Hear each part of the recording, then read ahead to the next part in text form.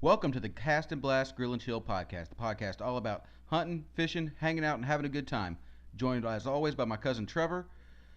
How's your week been, Trevor? Because even though it's Tuesday the 8th, you're almost done with your week. You're going to get a couple days off to go do a little hunting, huh?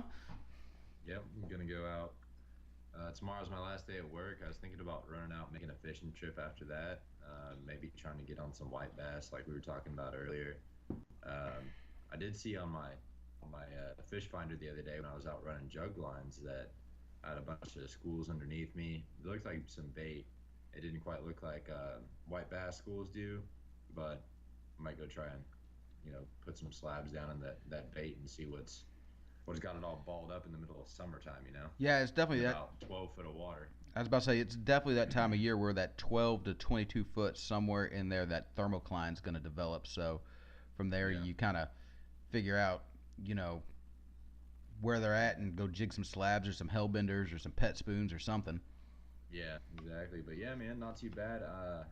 Yeah, went and like I just said, went and ran some jug lines last Friday evening, and waited till about 7:30 to even get out of my driveway with the boat and go put the boat in the water over there.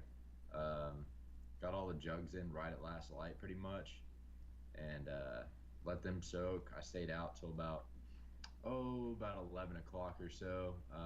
Was running them right at between 10 and 15 feet depth of water, and working around where that bait was at. Hopefully, thinking something was going to come up and try and snag him. Ended up with one blue cat. I think he was like 14 inches. I think he ended up being 13 and a half inches. It's not worth my time for one fish that small Nope, turn him back. and turning back. So yeah, I went home empty-handed, but got to get out and get on the boat, do some fishing. I did some pole fishing while I was waiting for that. Had a couple bites, but nothing real good. Doesn't Using want to take anything. using all that gizzard shad or using Yeah, threadfin shad or what we're using for bait. yeah, gizzard shad cut bait. They sell it in the jars over here, like the pint jars. Mm-hmm. The little bait shop over here. So I was taking them. They're actually just filleting the gizzard shad out, big gizzard shad about this big, and filleting that, and then putting them all in the jars. And so you can just take the fillets out, thaw it out, take a fillet out, and cut it up whatever size piece of bait you want. So it makes it nice and easy and simple, and you don't have all the extra bone in there, and still holds together real well. They're leaving the scales on, the skin on, so it holds that hook on that hook real nice. Yeah, I'd like to maybe try and make some of that of our own. Take maybe some, not eating size perch, but some of those like 3 to 4 inch perch that aren't quite big enough to fillet out and eat, and try that Hmm. same technique. Go ahead and fillet them off the backbone, leave skin and scales on, and cut them up into chunks and freeze them in jars with either, you know, shad juice or a commercial, you know, fish Yeah, attractant shad oil. some kind of extractor or something like that. Yeah, man, that's a good idea. If we're not going to be able to go out right after we catch those perch, because if we catch a bunch of live perch Oh that yeah, are good bait size, we'll go run them live, and then we'll really be on it. But yeah, if we can't get out, then that's the next best thing is to go have fun with your kids and go do that, and then fillet them up real quick, throw them in a jar with some nice, good smelling stuff, and yeah, yeah, that'll be exactly. I killer mean, right there. I mean, they make great live bait, but how many times have we caught 50, 60, 70 of those perch, only used 20, 30, 40 of them for bait, and then had, another 20, Yeah, 30 left over? I think that's a good way to save them rather than freezing them whole like we've been doing and just using, chunks of cut bait, uh, cutting yeah, backbones and all. yeah. I mean, I think it's worth a try. It's a little more time consuming, but we're definitely worth a try. Um, yeah, man. But only one blue cat. But like I said, it was nice to get out there. Also did when I was driving out, right about that evening time flight for the doves here in what 2.5 weeks. We're gonna be in open day of dove season. So I give you excuse me, sent you a text saying doves moderate right now basically. I've been seeing some bigger groups since I've sent you that text around the house, and a bunch of bigger white wing groups. But out there, a bunch of crops, a bunch of cornfields are already been harvested, so it's not standing anymore. So we always shoot a bunch of by the time dove season gets around out there after the hot Texas summer, everything's already been harvested. All that ethanol corn and all that. So The mourning doves like to hit all that stuff laying on the ground. White Yeah, wings like that standing food because they like to perch and eat yeah, perch on whatever crop it is. definitely. What you been up to? Shoot, I went down to Houston last weekend on Sunday and went and picked up the RV. Made it about halfway home before one of those dry rotted tires gave out on me. Um, got tires coming in the mail. Should be able to go pick it up and get those new tires on it either Thursday or Friday and get it up here so I can start patching the holes and whatnot. It ran actually really, really good. I didn't have any issue with that driver side brake caliper locking up anymore, and it only stalled out twice, and I think that's just a matter of those fuel filters being clogged. So, Yeah, uh, it was the last time they were had old fuel sitting in them for how long? who knows? I topped off both the tanks 2 weeks ago or 3 weeks ago when I went down there and moved it out of my mom and stepdad's place. Um, and so I mean, it's running good. It shifts good. Had it up to 55 miles an hour, no problem. And if I wasn't worried about those tires, I would have had no issue running at 65, 70. Yeah. Yeah, Uh, man. The times that we ran in it down to the river and all that. I mean, that thing was awesome. I can't wait to get it up and going again and not leaking, so we can take it out, go deer hunting, and do all of our adventures in it, and not have to, sleep in 17 degrees in the tent with a sleeping bag. It just yeah, makes it a little bit nicer. And that thing's small enough, man. We can get it just about anywhere. yeah. I mean, it's just a van camper. I mean, it's a 22-foot van conversion. It's Yeah. a 1-ton van with a fiberglass bubble on the back.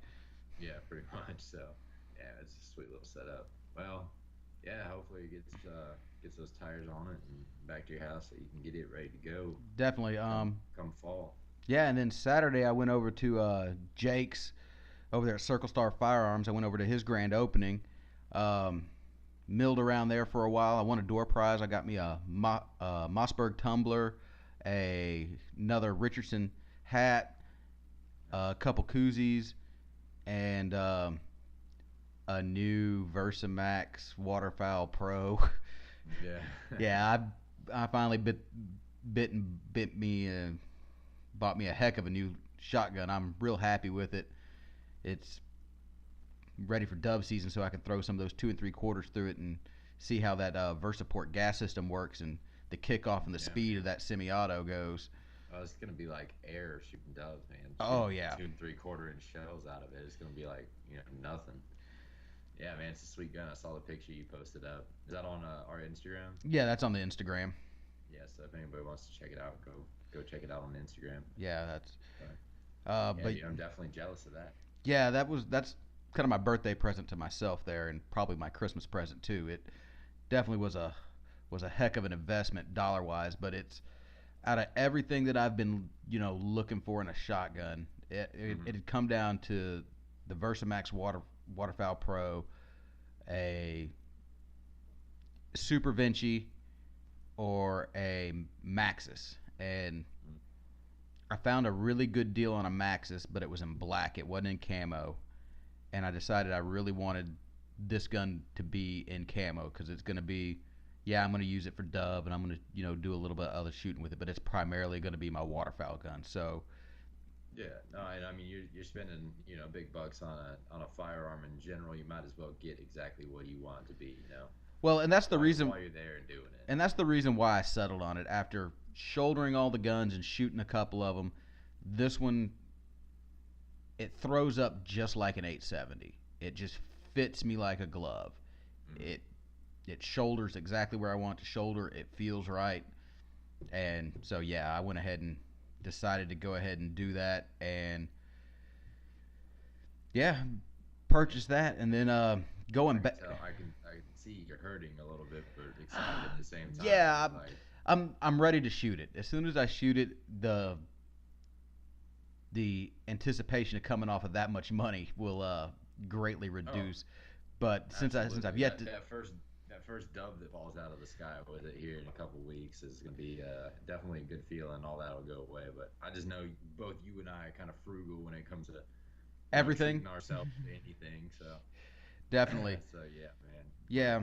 And then rolling back another day is Friday after I got off work, after getting stuck in a traffic backup for about an hour, which wound up putting me behind schedule. I ran over to Live Oak Archery, and they were actually kind enough. I walked in there at 10 minutes till closing time on a Friday. I apologized as I walked in the door. Said, "Hey, all I'm looking for is a dozen arrows, real quick. Can you help me out real quick?" And they said, "Yeah." And I said, "While you're at it, can you go ahead and give my bow a once over? I don't need it tuned or anything, but I want you to look at my arrow rest and check my string, check my cams, make sure everything's good on it. Just because it's getting close to hunting season." Mm-hmm. And he looked over my string and everything and said, everything looked pretty good, and got to looking at it and you know looking at it a little closer, and he said, "Oh, when was the last time the strings were replaced on it?" And I said, "Well, I don't know. It's kind of a hand-me-down bow. I bought it off of Mm-hmm. eBay, and you know, I honestly couldn't tell you." He goes, "Well, and right there where the string comes into the cam and locks on, the outer string wrap, I forget what the technical name for it is, was starting to fray and come apart." Mm-hmm. And so he recommended, definitely to probably stop shooting it now and to go ahead and replace the string. And while he was at it, he checked my draw length, and my draw length was probably, I'd say, I think he said like an inch and a half or so too long. And so he Yeah. suggested that, since we're going to have to go ahead and put a string on it, to go ahead and get the the cam modules to shorten the draw length and go ahead and get it right, and then we'll get it all resighted back in and everything. Yeah, that's a big gap to fill. An inch and a half though on the cams when you get those replaced. So hopefully they'll be able to step that down all the way for you. Oh I yeah, know on a lot of stuff there's a variable range, and I don't know if he had already had the top or the bottom of whatever his parameters were. But that's the other thing about buying it off of like eBay is, yeah, it's definitely harder to like, even though it says, oh yeah, it'll fit this, you don't know what he's sending you. yeah, So, you get it and you're like, okay, yeah, it'll be a 32 or, I 28, 26, but, whatever. yeah. It's not, he doesn't have it set up for that. Yeah, well, I think definitely, this is kind of my first forte into, actual bow hunting. I've done a bunch of bow fishing and stuff when I was younger, and, shot a lot of longbows and recurves, and even, some real low end compound bows. But this was my first step into like a big boy compound bow. And, I've gotten pretty decent with it where I'm a, decent enough shot that I'm not that concerned about it. But if I can get it to where it actually fits me, and shoot this for another year or two, I'll definitely be in the market for another big ticket purchase. I'll be buying me a new Hoyt, Matthews, whatever, and Yeah, I'm gonna yeah, go, man. actually into the bow shop and let them basically say, "Look, this is Say, build me a bow. I'm looking to spend, you know, $1,000 to $1,500 in their range. What you Yeah. got?" Yeah, I mean the good thing to do is like see whatever base you want. If you want the new Matthews that's going to be out, or the year-old Matthews, or whatever brand you want, and say, okay, now start with this, fit me for it, and this is what I want on it, and then let them build it for you, and then Yeah, it comes out fitting you like a glove, and you're ready to go. And like that's definitely the way to do it. But sometimes you just don't have that 11, 1,200 bucks to spend well, that's on why bows that year. So it's crazy to see people getting a new bow every year, and it's like that little tiny tweak they made on it, and then you're dropping another X amount of money, and it's crazy. I just don't have it. I don't have it. Well, I don't have it, and I mean, even if I did have it, I probably wouldn't do that. I'd get comfortable with one and then wait, 5 years till there's been Yeah, a drastic enough improvement to. yeah, yeah, exactly, exactly. But yeah, man, stuff we got coming up. Like you said earlier, tomorrow's my last day at this job. I'm taking me a 4-day weekend: Thursday, Friday, Saturday, Sunday off. Gonna go see a baseball game on the weekend. But yeah, definitely Thursday morning, I'm gonna be out doing some hog hunting, doing some archery hog hunting out on some public land over by me. Um, Same place that listened to podcasts ago, kind of told the story and did a lay of the land. But I had a strategy, and I was gonna try and wrap in some jug line with it. My original plan was to go from the 24-hour boat launch and drop jug lines in a good spot that I know I've dropped them before in summertime, and we've caught blues out of, Yeah, and then just drop like maybe 15 jugs or 10 jugs or something like that real quick. Wear some gloves so I can just throw that away so I don't reek like fish when I get over there too. Yeah. And then take the bow in the boat and go dock it at the spot that I found that I can get the boat right into, anchor it up. It's far enough off the beaten trail of where I need to be on the X, hike in and right there at sunrise and try and get on a pig. But when I got to looking at it and I mapped it out, it was like 4.5 miles on Google Earth Pro from the boat ramp to where I'm docking the boat, and then walking another quarter mile to get on the X. Well, So, and it's only like a little less than a mile and a half for me to just walk in from the truck, well, and yeah, yeah. Well, I mean, if you had a bigger boat, that would definitely not be an issue. But the yeah, fact but that you're it's running gonna take it's gonna take me an hour to get over there at least. exactly. So that on top of yeah, man. So yeah, but adding that time for setting jug lines on top of my trip time, I'm looking at waking up at 2:30, 3 o'clock in the morning, and putting in the boat time and everything else just to be there by sunrise.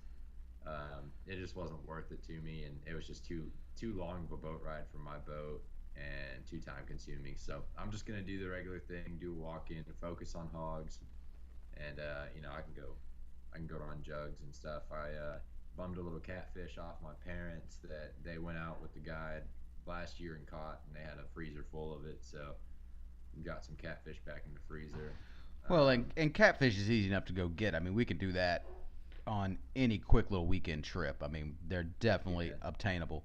yeah, Speaking of running jugs, I'm thinking about making me up a whole bunch of single hook, uh, with a weight at the bottom, basically like float jugs. Not ones that we anchor on the bottom, not ones that are running a whole bunch of hooks like our standard jugs are. These are going to be basically for running in creeks, rivers, and stuff like that, and also for me running the canoe with the kids over here on the local river here by my house. And yeah. I'm probably use use the big, I guess it's a 3.5 inch or 4 inch heavy duty pool noodle. Since they Mhm. changed the law here in Texas, they don't have to be white anymore.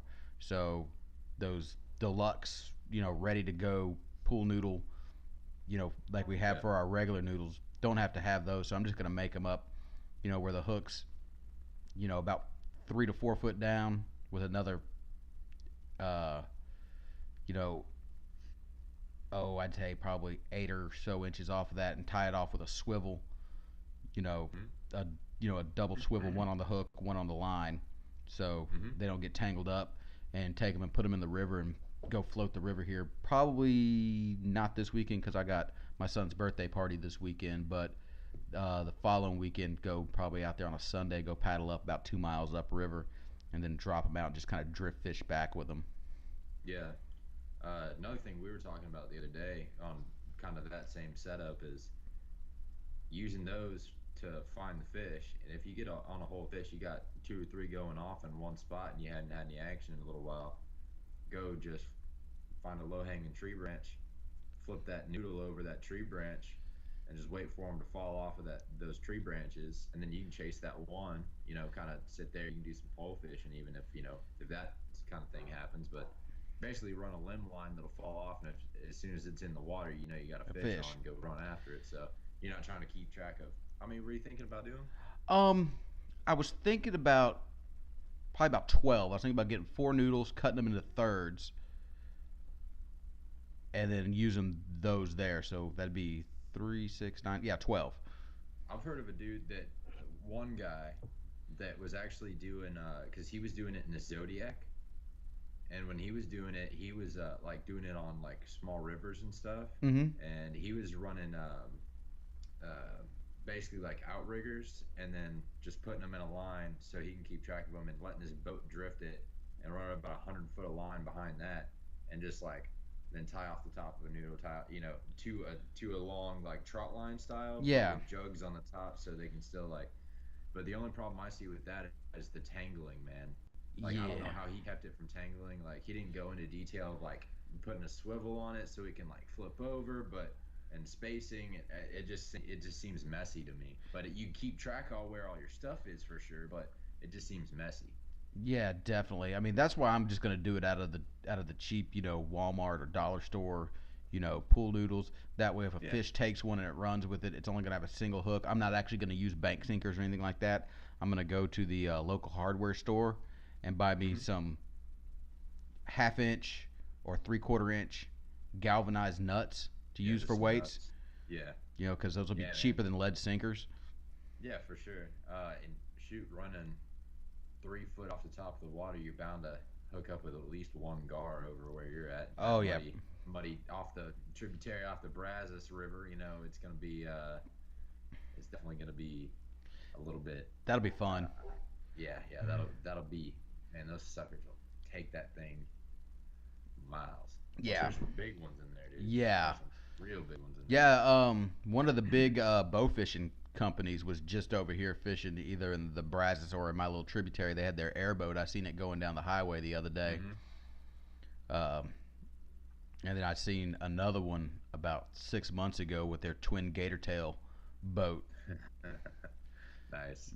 Did you see that video of that dude that ran out of gas down there and like on the coast somewhere? Oh yeah, And he's oh pulling that airboat, and so he gets out, and the truck's out of gas. So he gets in the airboat, and he's just got his girl over there steering the truck now, and he's just flooring the airboat, and they get up to like 45 miles an hour or something like yeah, I that on the saw that on highway. Facebook. Yeah, So the airboat's behind him on the trailer, and he's pushing the truck with the airboat going down the highway. I thought that was hilarious. yeah, that's pretty funny. Right? I was gonna ask Parks. you for the next time when you're out there jug fishing out there on a lake.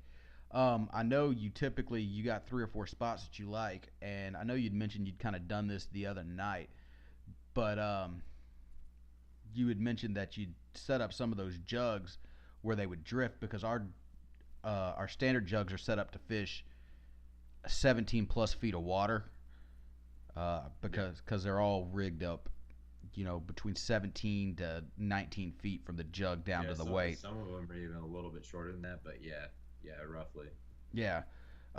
What'd you say that you did with them? You said only fished what, 2 hooks, and you hooked one of the hooks into So the. I did two different things that I don't usually do, but I had to do over here because it was like small pockets. It was almost like because okay, so this lake, it's they built the dam and then they flooded farmland in the hill country. So it's kind of like there's still like a little bit of like rolling hills under there. So you're finding these pockets of deep spots Yeah. in this one area that I'm fishing. And because it's not like directly in the channel of where the river cuts through, where they dammed off the river there, Mm-hmm. so you still got a little bit of hill down there underneath the water, and so you're fishing these deeper pockets that I can actually get it into because it's a real shallow lake. But if I needed the noodle shorter, like you just said, one thing that I was doing was just unspooling, bait a hook, bait the second hook, leave the third one attached so the noodle would still lay flat in the water and it would still it would still tip and flag you. The other thing that I was doing, if I was trying to hit right at the bottom and get the certain depth, and it was just kind of varying, it was just hard to hit, was go ahead and let all the line out if I'm close to the depth that I need, then take just about, it was usually somewhere in between 8 to 15 inches of the extra line and take it and wrap on the side of the noodle, lay it flat so the line's coming off of one side here, Yeah. and then it usually, then it just drops down straight down, usually, right? Yeah. Then take that extra couple inches, tie it to this end with a pin on it, Yeah. and so you just get rid of that slack so it'll just flag the opposite direction as it usually would. Yeah. But I'm able to fish that and it's taut and the fish will still hook itself, but I'm able to fish just a little bit less line. Yeah. And those aren't going to drift away. I didn't want to hook up all the drifters because then I'd be chasing noodles all night. The wind was changing halfway through and picking Hmm. up halfway through. I was going to be out there, so I didn't feel like chasing noodles. Yeah. Well, that's one of the things I like to do actually. We used to do it over in the San Jacinto River a lot, where it comes into Lake Houston. Is we'd actually set up all of our jugs to actually drift, um, with the current, and then we'd take and run the boat into the main channel of the lake, down across the 1960 bridge, and then go set another line, like perpendicular to the wind. So we drop, say 10 jugs, one every 10, 15 yards Hmm. from each other, maybe 20 yards or so in a line so that they would run, from like basically one shoreline across the channel, Yeah. try and play the wind to get them to run across different structure that we knew was there, whether it be a channel, a hump, a cut, whatever. And we had real good success doing that over there. Is what we'd do is we'd set them up on that run, and then we'd go run back and check the ones that we had running the actual river channel, Hmm. around whatever structure we found there, and then get any fish we had on there, rebait those off, and then we'd go back and let the ones that drifted with the wind, and whichever ones were either flagging fish, we'd take and go back and reset those again, and then usually after we'd sit there and watch them drift that next time, and then whenever they'd take off, we'd go do that, and then we'd go drop like 6 jugs to run across that same thing, and we'd just keep pulling jugs or setting out more jugs to keep drifting across that same section over and over and over again. Hmm. And more often than not, every time it would go drift past that structure, whatever was down there, Yeah. whether it be a Yeah. channel or hump, is we'd hook up, say we had 6 jugs drifting across that at a time, half of them would go off, Yeah. and we'd almost like stair step it. Is what we do is we'd come back and set 6, and then 20 yards behind that set another 6, and then 20 yards behind those set another 6, so that we could actually go past that, let the first ones Yeah. come in, catch, pull them off, trolling motor off, and then come back, grab some more, with the trolling motor, and then circle back around again. Yeah. Kind of just I was running 11 jugs the other night, um, and I set six up that I had anchored up. So I set those six, and just did the line taut, and then the other five I did with just two hooks and let them drift with the wind from as far back as at the very end of my set, and let them drift across the uh, the deep spot and all the bait that I was seeing down on my fish finder. So I figured, man, I just don't think something was off, and that's fishing. Yeah, that's why they call Is it that fishing, not catching. Yeah, man. So, but yeah, I'm just trying to try different techniques, and that's pretty similar to what you were saying. I was letting them drift across, the stuff that I couldn't see, but saw on my sonar, but didn't see, Yeah. visually out of the water. But yeah, yeah, man, I'm excited to go on this hog hunt though. It's been a little while since I've been out, got that last pig, but he's almost already ate, and I had to pull one of the whole hams that I was saving to smoke out, and cut it up and butcher it, and did a hog. I got a hog butt in there, and I took and made some steaks out of the other stuff, and then I got about 2 pounds of grind out of it too. I was going to ask you, did you grind any of it? I got about two, and I cubed it. I did it after work one night. I got a lot of stuff going on right now, but I got it cubed up and put back in the freezer, so it's ready to grind. I'm gonna do that probably again, hopefully with this other hog that I hopefully get. Come 2 days from now. I'm hoping that I can make a bunch of grind out of it, because I can make that grind last a while, especially because, man, I'm eating at least 4 or 5 days out of the week. I'm eating wild game that I've harvested in some way. Yeah. So I'm running through it so quick, man. And my girlfriend's eating it with me too. Every time I'm eating it, trying to rotate, venison, fish, hogs, stuff like that, and just cook different stuff out of it. But I'm running through it so fast. I'm way down on venison. I got some breakfast sausage. I got a little link sausage, and I got 3 packages of 2 servings each for backstrap steaks. I've been hoarding backstrap steaks, Yeah, I think I'm down to like filet mignon style. I think I'm down to 1 pack of backstrap, and then I've got a couple things of grind left, just because. Just cause. Yeah, just because it's like, well, I've got this, that, and the other thing, and I really don't want to use my grind for like tacos or something like that. Like, I really am Yeah. trying to save at least enough, because I think I have maybe like 4-ish pounds left, so I'm trying to save it until opening weekend. So So maybe you have maybe another deer in the bag. yeah, so we can maybe Yeah, have some man, but venison chili.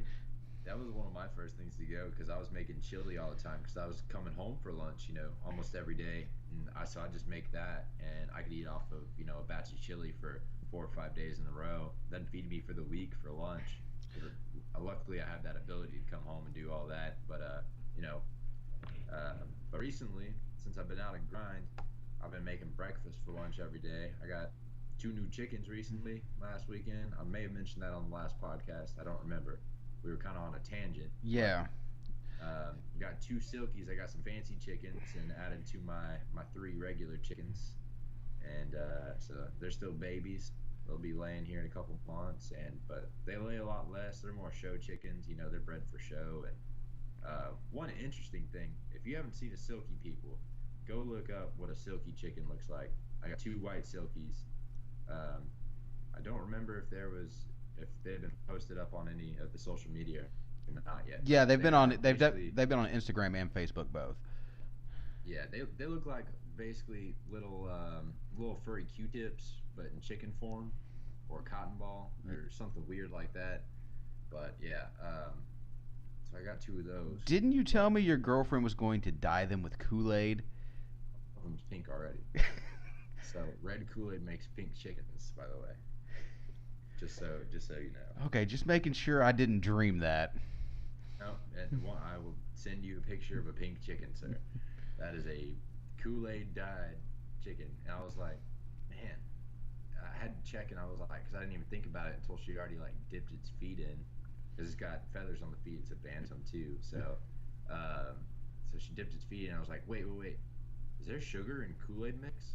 She's like, no, you add the sugar. I was like, I just want to make sure there's like no sugar because the ants are no joke right now, and you're gonna come out and you're just gonna have a chicken ate alive by fire ants, and you're not gonna be happy. Dip this fucking chicken in Kool-Aid. So yeah, I don't know. That's a woman thing. Yeah. So hopefully they're not roosters because I already told them if they're roosters they got to go into the pot. So we'll see. I don't think they're roosters, but we'll see. Fancy chicken. Fancy chickens. So I Ooh, got two. you know what you need to do if they do wind up being a rooster? Fancy chicken pot pie. Fancy chicken pot pie. What does that entail? I, I, I don't like know. tablecloths and like cloth napkins and fine dining ware. I don't know. You take your chicken and you make a chicken pot pie, but it started out as a fancy chicken, so it could be fancy chicken pot pie.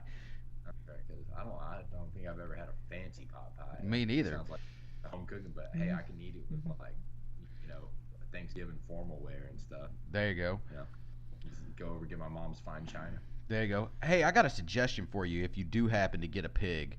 No, When you no. get a pig, Okay, there we go. um, is what you ought to do with some of that meat is rather than, I know you're definitely going to grind some and stuff like that and, maybe make you some sausage or whatever. But I highly suggest that you make use some carnitas where you take Yeah, the dude. the cube Yeah. meat and take it and season it up, and go ahead and vacuum seal it with the seasoning so you can just take it and pop it out and throw it into a cast iron, hot and fast, cook it up, with its own gravy that it makes as it sits in that seasoning. And that'd be real good, for quick dinners and for lunches and stuff like that because you can take that and, cook it up ahead of time and then just throw it in a Tupperware and take you with it, heat it up in the microwave at lunch or even eat it cold on tortillas or whatever. Yeah, I'm trying to figure out some stuff like that because we've been doing healthy eating and gym working out, that whole thing. So I'm doing a meal prep every week, every Sunday, and we're going through that whole thing. So yeah, that's interesting. Definitely. I got a little storm Yeah, rolling through here. That's what I was. normal. Your temperature, your color just changed on your on your video, but Yeah, you look good though. It's fine. But yeah, man, I'm ready to go out. Hopefully they're in the same spot again. That'll make it super easy on me if I know exactly where they're at and I can go in do the same exact thing I did before. I was just really hoping to get the boat in there so I don't have to walk a 100-pound hog out a mile. But I'm trying not to shoot one that big. I'm trying to go for something a little smaller. going to 50 to But 60 pound range. yeah, man, and Was I that last really one? like Was that last one you shot? Was it a boar or a sow? it It was a young boar, A young boar. a 100-pound boar. Yep.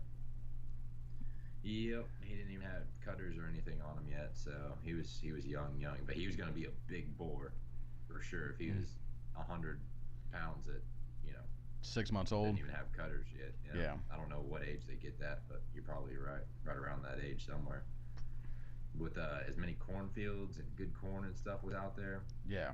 he could be grown pretty quickly. Yeah. I think I remember reading somewhere that they can put on like 6 pounds a week or something for the first Yeah, 6 months of their life or something like that. yeah. I mean, I believe it, dude. Pigs are insane. They can grow at an enormous rate.